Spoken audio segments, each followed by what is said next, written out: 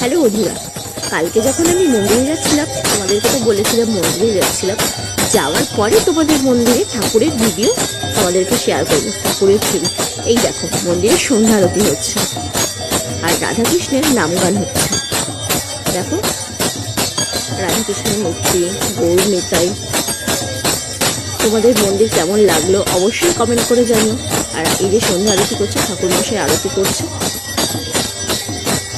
আর এই দেখো, এইদিকে সবাই রাধাকৃষ্ণের নাম গান করছে। তোমাদের এগুলো কেমন লাগে অবশ্যই কিন্তু কমেন্ট করে জানিও।